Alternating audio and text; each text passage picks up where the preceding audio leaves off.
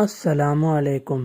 معاہدہ حلف الفضول، یہ معاہدہ اس وقت ہوا جب حضور اکرم صلی اللہ علیہ وآلہ وسلم کی عمر مبارک 20 سال تھی، اور جنگ فجار رابع کے بعد یہ معاہدہ عبداللہ بن جدعان کے گھر، جو سیدنا ابو بکر صدیق رضی اللہ عنہ کے چچا تھے، ان کے گھر یہ معاہدہ ہوا۔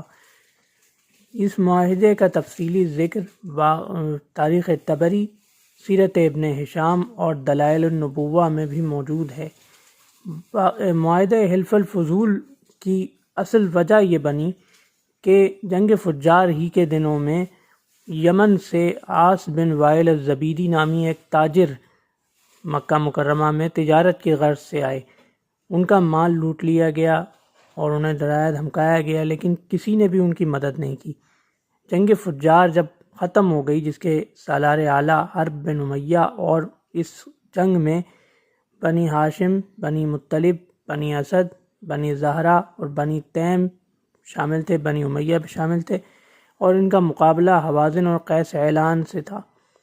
اس جنگ کے خاتمے کے بعد تمام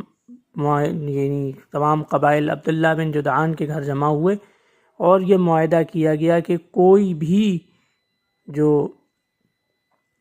مظلوم کہیں سے بھی ہو، چاہے وہ مکہ مکرمہ سے ہو یا کہیں باہر سے آیا ہو، اس کی ہر ممکن مدد کی جائے گی۔ اس معاہدے کی تجویز 3 ایسے مخیر حضرات نے پیش کی تھی جن کا نام فضل تھا: فضل بن حارث، فضل بن وداعہ اور فضل بن فضالہ۔ اس لیے اس معاہدے کو، تاریخی معاہدے کو، تاریخ میں حلف الفضول کہا جاتا ہے، یعنی 3 فضلوں کا معاہدہ، یعنی فضول فضل کی جمع ہے۔ اور اسی طرح پھر جب یہ معاہدہ ہوا تو اس کے بعد عاص بن وائل الزبیدی کا سب سے پہلے تو غصب شدہ مال ان کو واپس دلوایا گیا، اور یہ معاہدہ حضور اکرم صلی اللہ علیہ وآلہ وسلم کو اس وقت اتنا پسند آیا تھا کہ اعلان نبوت کے بعد آپ فرمایا کرتے تھے کہ اگر آج بھی مجھے کوئی اس معاہدے کے واسطے سے یا آل حلف الفضول کہہ کر مدد طلب کرے، میں خوشی سے اس کی مدد کے لیے جاؤں گا۔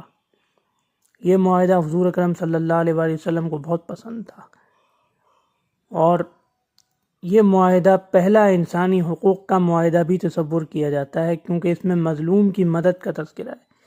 اس میں مظلوم کی مدد کا بلا لحاظ قوم و مذہب تذکرہ ہے۔